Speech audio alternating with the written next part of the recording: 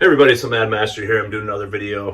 This is the second installment of this series, Albums That Changed My Life. And unfortunately, I had to delete the first take because the storage was running out of my phone. So, anyways, I was going to talk about this, and I'm not going to talk about another issue that you can probably, if people watch my videos, they probably know what has happened. I'll just say this. I had an ex-girlfriend say one time, before we broke up, she's like, I would never date that guy. And then then she said, I would never date that guy. I would never date that guy. When persons saying they'll never do something repeatedly, they'll probably, there's a 50% chance they'll likely do it. So I did. I will do another video if people request in the comments that I do a video about why. But anyways, this is another album that changed my life. It's And Justice for All. And just a little story about this picture of Kirk Hammett. So I saw that in the record store and I thought, that's a girl guitarist. Wow, that's interesting. You know, when I was a little kid, I just, it was weird. I thought Ozzy in the Shot in the Dark video was like a really ugly woman, like older woman. At first, like when I was 8 years old or whenever I saw that video or for the first time or whatever, I was like, what the hell is that? It's not one of my favorite. It's actually now one of my favorite music videos ever made. I love that video. I watch it all the time. That model is adorable. That's in the video that is on the cover and stuff. I love her. So anyways, I'm going to do this. So what happened, I'm just going to tell the story about how I got into Metallica. So I saw the one video and everybody liked the one video that I knew, like my brother and his friends and stuff. And I was like, wow, that's awesome. I want to, check out this band. My brother already had, a couple of Metallica tapes and stuff. So I dubbed, and was it from Gumby or my brother? Justice for All on tape. And I listened to it. I was like, yeah, this is kind of challenging. It was kind of a little bit, and that's not the word I use because I was, only 10 years old or whatever at the time. But I was like, this I like it, but it's weird. So I was like, well, I'll give it another chance. Second time, I liked it more. And then the third time was the charm. I was really into it. And I loved it. But it was challenging. So, I bought Kill 'Em All at Wazoo Records. And I remember Kill 'Em All was a tape, and because I got it from lunch money. I don't know if I got it from lunch money or what. I was going to the school. No, that was before. I think it was before. It was that spring, summer. It may have been from lunch money. For some reason, I was downtown. I bought Kill 'Em All. Or maybe I had it dubbed for a while and then I bought it for real. So I used to do that too. So then I bought Kill 'Em All, and I was like, yeah, I'm a Metallica fan, And then I got Master of Puppets at some point and Ride the Lightning. And I think I had dubs for a long time for Ride the Lightning, and I never had the actual Garage Days tape, I don't believe, until way later. I got into Garage Days. Well, the weird thing, the thing about Jason Newsted on this album is that you can definitely, and I don't think it's phantom bass or whatever, I don't believe that, but on To Live Is to Die in the middle and the beginning of Eye of the Beholder, you can definitely hear actual bass guitar. I swear, I think I'm not a great engineer or producer of my own music, but I know well enough what bass guitar sounds like from listening, doing it for many years now. So I believe that you can hear. I don't think it's fake bass or phantom bass, as people said. Mushy mix, they were mourning over the death of Cliff and stuff. But it's a great album. It changed my life because I think a lot of people that listen to thrash, started doing like palm muted, open string stuff and then hitting a chord afterward, That's Metallica for me. For me, that's Metallica. That's why I started doing it. And I didn't know how to palm mute for a while. I just did it on the top of the guitar, Used to do it like on the top of the thing, you would do, it's kind of ridiculous, but you would do like, you would do that instead of, I didn't know how to do that for years, so I would do it at the top of the guitar at the first fret, That's actually what my brother did too. He didn't know how to palm mute. It's kind of funny. But At least at that time. So we used to do that, and that was like the thrash Metallica thing, where Black Sabbath did palm muting like that too. Like, I mean, not the way we did it, but they did actual palm mutes. It was kind of like the first time that a lot of people did that kind of stuff in metal. Like, I'm not saying that no bands did it in the 80s or earlier. I'm just saying that a lot of people in my circle of associations would hear that's when they started doing stuff that was thrashy or like that, instead of just doing like the punk, like just open chord thing. So that was a lot of people got into Metallica, and that kind of changed the way that I play. I mean, I think a lot of people started playing like that because of Metallica and because of bands like that. Obviously there was speed metal and stuff they did, but the way that it's like tapping, okay, like Eddie Van Halen tapping. Steve Hackett and a bunch of other people did it before, but people started to popularize that element of guitar playing to such an extent that got very popular. And so yeah, Metallica was kind of a big influence early on for me too, just musically. And I did in sixth grade. I did a little essay, not a video essay. Little essay on By Eye of the Beholder. It was about censorship, and I did a pretty good job, and I got a good grade. I was at this like sort of private school for 1 year that my parents fought over because they were divorced and stuff, but it only lasted 1 year that I was at the school because I couldn't afford the stuff or whatever. But I was at that school and I did Eye of the Beholder. So you didn't get traditional grades, but I got some accolades for that essay about Eye of the Beholder. So I got into the lyrics and stuff too. And I really liked the music. It was dark. It wasn't like Iron Maiden where you felt this triumphant thing a lot of the time. It was a little darker, but it was very powerful stuff. So I got in, really, listened to that tape a lot. Now, there was a friend of a relative called Metallica Headache Music. It was like, it's headache music. I just remember that. This, to be fair, if she listened to this, I think she did listen to this. This was a more headache-inducing album from the production style, Unless once you got used to it, it's like a lot of black metal. You got used to like the necro production. You started to like it more, or whatever. I got used to it. Some production you have to get used to.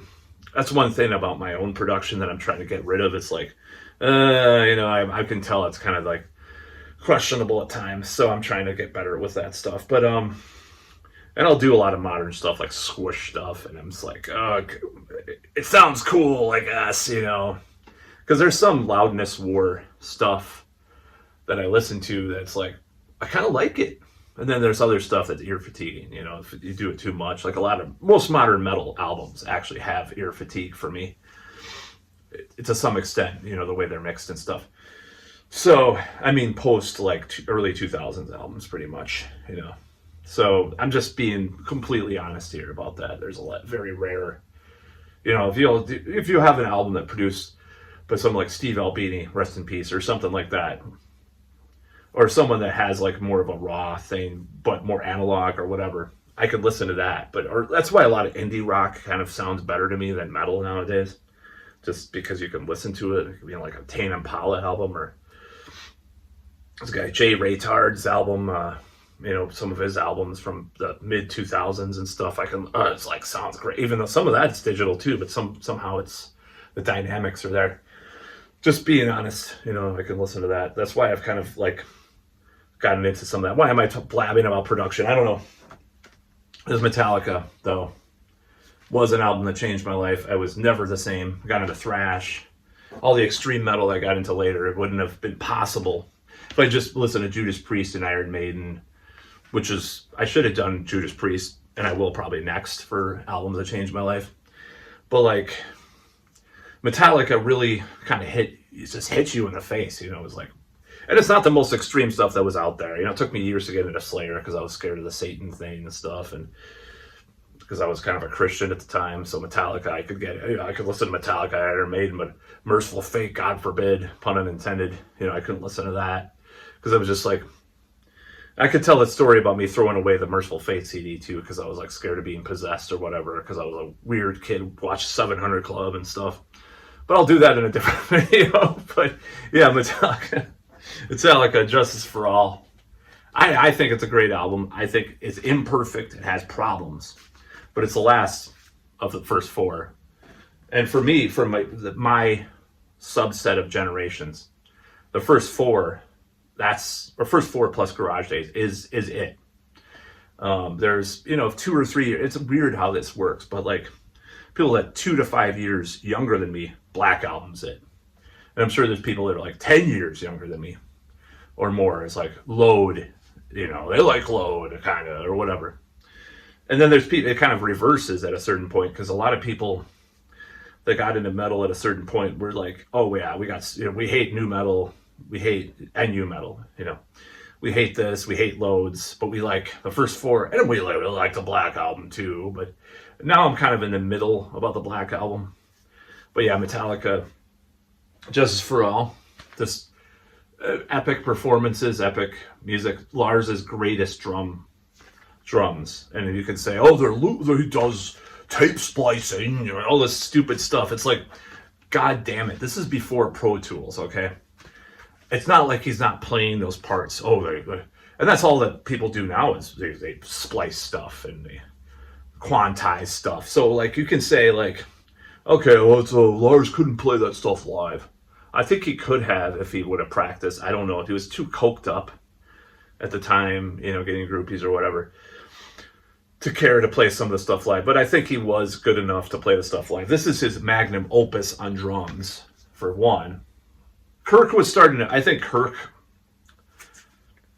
to be all honest about Kirk, he was starting to kind of show the cracks were starting to show. Because, like, for example, and I don't know if it's an artistic choice, I'm just going to say, Freight Ends of Sanity, that last solo that's in the wrong key, like, James is playing, like, I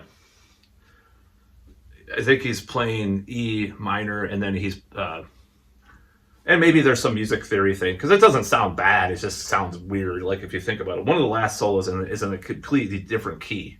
He's playing in B or F sharp or something.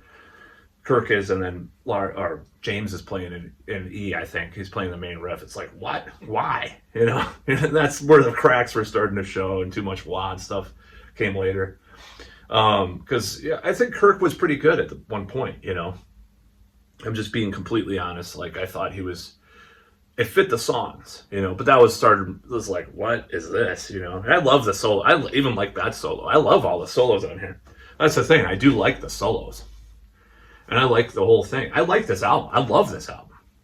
I don't care, It's gotten a lot of flack over the years, but I love it. I think it's great. I think it's the last truly metal album that Metallica did. Like, I do like the Black Album now. I used to hate it. Like, the story of the Black Album, I don't know if I want to tell this story, but, I had a relative, or a in-law relative at the time, that I bought the Enter Sandman single, and he's like, we're driving in the car. He's like, there's something different about this. I don't know about this, He told me that. I bought the album, and I listened to it, and there was something empty about it. I'm just being honest. Like, something didn't ring the same when I heard the Black Album. When I bought it the day it came out, by the way. And I saw the show that October. That was one of the best shows I've ever seen. I'm just going to be honest. I mean, even the Black Album stuff it's like Iron Maiden with their newer stuff. It's like, it still sounds great live, even if it's lackluster on record. But yeah, that was like a moment of truth for Metallica to me. It was like, yeah, and then everybody that used to make fun of me for liking Metallica the previous year when I went back to school for the fall, was like, I kind of like this stuff now. I kind of like this Metallica band. Oh, they're on MTV all the time. No wonder you fucking like it. It's like, that's what happened. So, and of course, the one video got a lot of people into Metallica, including me. So I'm kind of a trend person anyways, normie in that way. But yeah, one of the best albums. They did the first four, and that's it. That's how I am now, for the most part. I like some of the Black Album, and there's some other stuff they did afterward that I like. Putting this up in this whole thing about I have the first four Metallica up there, and Iron Maiden. There's Iron Maiden stuff around too. that's kind of what got me into. Um, that's what got me into heavy metal. You know, those two bands, Metallica and Iron Maiden, or Iron Maiden and Metallica, in that order. And then Judas Priest were kind of third. You know, and then I think I got into punk that summer when I got into metal. I got Suicidal Tendencies. I shouldn't have said that word. It was a band. It's a band. Um, How I Laugh Tomorrow video was playing. I'm just getting my age away with this. Huh? And I bought the Possessed to Skate single, which had the poster, the Join the Army poster of that he hits his head lightly against the wall. In the video, I was like, and I used to do that. I used to put out a bandana. I'm like, I'm Mike Mir. It's a Join the Army poster was on the wall. Maybe I should buy that. That would be cool. Because I bought a lot of the same posters over the years, like that I got rid of, and T-shirts as well. I used to have this T-shirt too, or what is it? This T-shirt?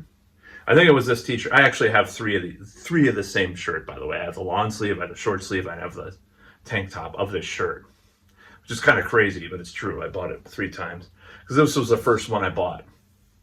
I believe this is the first one I bought, Hook Emperor, and that was kind of that was way later. That was like 10 years later that I got into all that stuff, because that was kind of like the rebirth of my metal stuff. My metalness, if that's a word. I don't think that is. Like, someone's complaining about me using funness as a word. You don't know English. Look at all these fucking books, you asshole. I'm gonna stuff them up your ass anyways. That's about all.